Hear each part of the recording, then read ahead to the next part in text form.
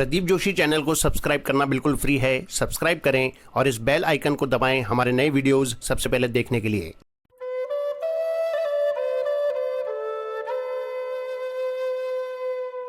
आज का विषय है राम नाम का फल।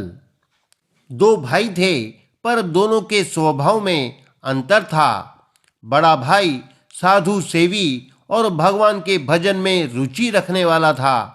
दान पुण्य भी करता था, सरल हृदय था, इसलिए कभी कभी नकली साधुओं से ठगा भी जाता था। छोटा भाई अच्छे स्वभाव का था परंतु व्यापारी मस्तिष्क का था। उसे साधु सेवा, भजन और दान के नाम पर ठगाया जाना अच्छा नहीं लगता था और वह यही समझता था कि ये सब ठगी के सिवा और कुछ नहीं है। अतः वह बड़े भाई के कार्यों से सहमत नहीं था। उग्र विरोध तो नहीं करता था पर समय समय पर अपनी असम्मति प्रकट करता और असहयोग तो करता ही था। बड़े भाई को इस बात का दुख था कि उसका छोटा भाई मानव जीवन के वास्तविक लक्ष्य भगवान की प्राप्ति के साधन में रुचि न रखकर दुनियादारी में ही पूरा लगा हुआ है। बड़े भाई की अच्छी नियत थी और वह अपने छोटे भाई को भगवान की ओर लगा देखना चाहता था। वह समय समय पर नम्रता और युक्तियों से समझाता भी, दूसरे अच्छे लोगों से भी कहलवाता, उपदेश दिलवाता था, पर छोटे भाई पर कोई प्रभाव नहीं था। एक बार अपनी शिष्य मंडली सहित एक विरक्त महात्मा उनके शहर में आए। बड़ा भाई साधु सेवी था ही, वह महात्मा की सेवा में उन्हें एक दिन भिक्षा कराने की इच्छा से निमंत्रण देने पहुंचा। वहां बात ही बात में उसने अपने छोटे भाई की स्थिति बतलाई। महात्मा ने पता नहीं क्या विचार कर उससे कहा कि तुम एक काम करना, जिस दिन तुम्हारा छोटा भाई घर में रहे उस दिन हमें भोजन के लिए बुलाना और हम लोगों को ले जाने और लौटाने के समय एक बाजा साथ रखना। तुम्हारा छोटा भाई जो करे उसे करने देना, शेष सारी व्यवस्था हम कर लेंगे। महात्मा के आज्ञानुसार व्यवस्था हो गई। बजते हुए बाजे के साथ महात्मा मंडली सहित आ रहे थे। घर में उस दिन ज्यादा रसोई बनती देखकर और घर के समीप ही बाजे की आवाज सुनकर छोटे भाई को कुछ संदेह हुआ और उसने बड़े भाई से पूछा कि रसोई किस लिए बन रही है और अपने घर की ओर बाजे के साथ कौन आ रहा है। बड़े भाई ने कहा, एक पहुंचे हुए महात्मा अपनी शिष्य मंडली सहित यहाँ पधारे हैं और उन्हें अपने यहाँ भोजन के लिए बाजे गाजे के साथ लाया जा रहा है। महात्मा भी पहुंचने वाले ही हैं। छोटे भाई को ये सब बातें बहुत बुरी लगीं। उसने कहा, आप ये सब चीजें करते हैं, मुझे तो अच्छी नहीं लगती। आप बड़े हैं, आप जो चाहें सो करें, किंतु मैं यह सब देख नहीं सकता, इसलिए मैं कमरे के अंदर किवाड़ बंद कर कर बैठ जाता हूँ। आपके महात्मा जब खा पी कर चले जाएंगे तब मैं बाहर निकलूंगा। इससे किसी प्रकार का कलह होने से घर बच जाएगा। यह कहकर उसने कमरे में जाकर अंदर से किवाड़ बंद कर लिए। महात्मा जी आए और सारी बातों को जानकर उन्होंने उस कमरे के बाहर की सांकल लगा दी। भोजन संपन्न हुआ। तदनंतर महात्मा जी अपनी सारी मंडली को बाजे के साथ लौटा दिया और स्वयं उस कमरे के दरवाजे के पास खड़े हो गए।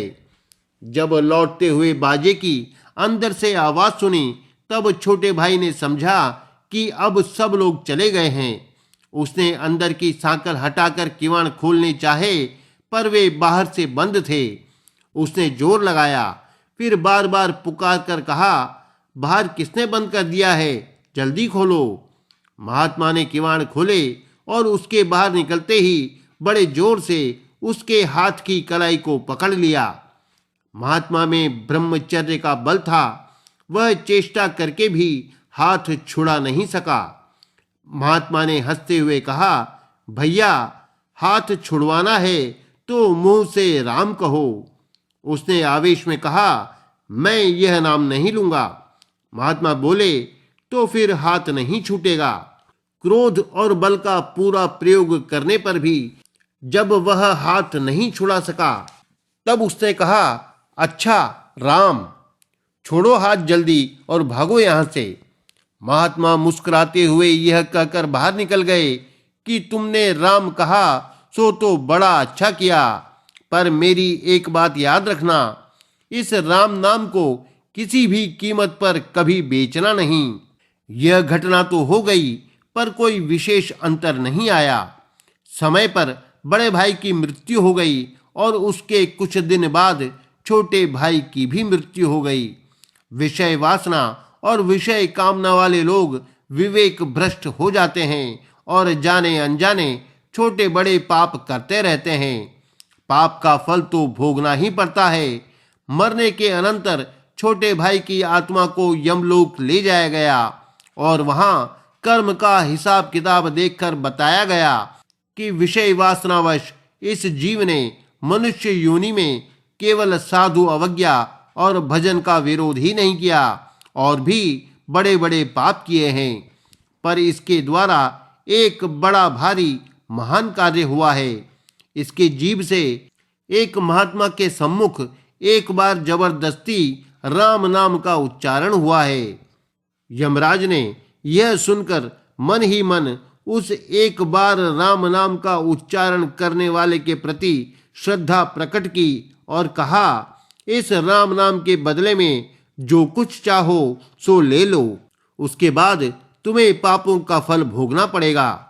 उसको महात्मा की बात याद आ गई।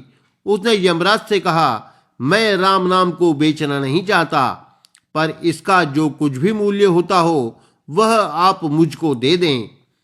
राम नाम का मूल्य आंकने में यमराज असमर्थ थे।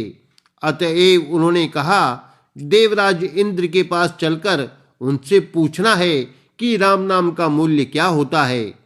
उस जीव ने कहा, मैं यूं नहीं जाता, मेरे लिए एक पालकी मंगाई जाए और उसमें कहारों के साथ आप भी लगें। उसने यह सोचा कि राम नाम का मूल्य जब ये नहीं बता सकते, तब अवश्य ही वह बहुत बड़ी चीज है और इसकी परीक्षा इसी से हो जाएगी कि ये पालकी ढोने वाले कहार बनते हैं या नहीं। उसकी बात सुनकर यमराज सकुचाए तो सही, पर सारे पापों का तुरंत नाश कर देने वाले और मन बुद्धि से अतीत फलदाता भगवान नाम के लेने वाले की पालकी उठाना अपने लिए सौभाग्य समझकर वे पालकी में लग गए। पालकी स्वर्ग पहुंची।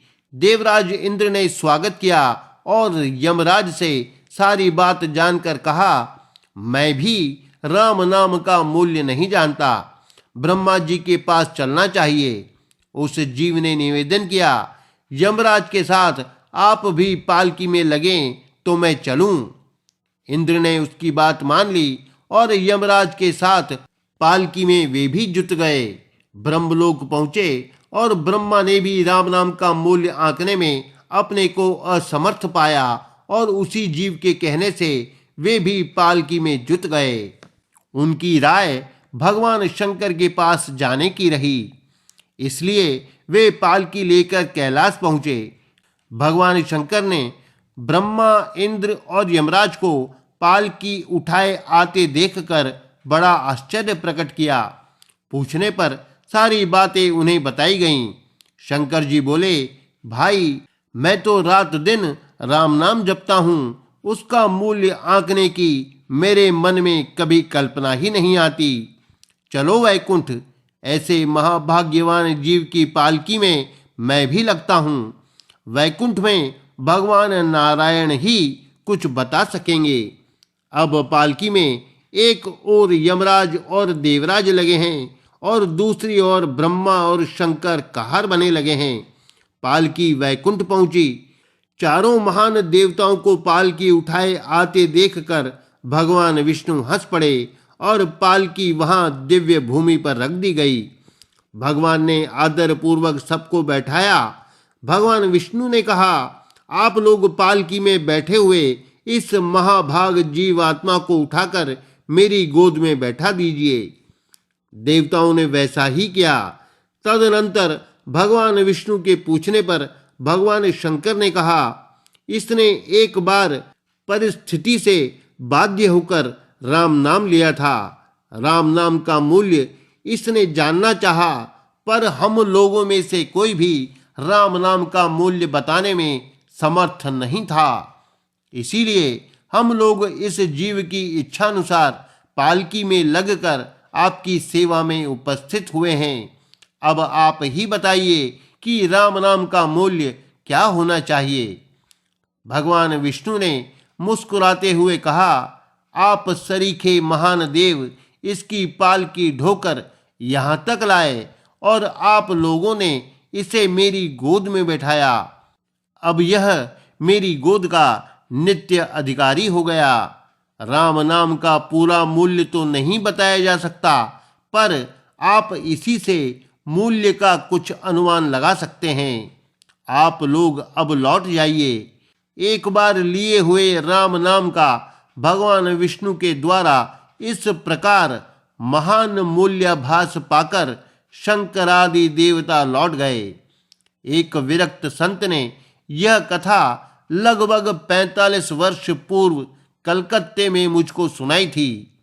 घटना का उल्लेख किस ग्रंथ में है मुझको पता नहीं है, पर भगवान की महिमा, भगवान नाम की महिमा का इसमें जो वर्णन आया है वह वास्तव में यथार्थ लगता है।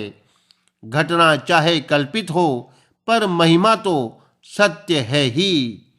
राम न सकहीं नाम गुण गाई।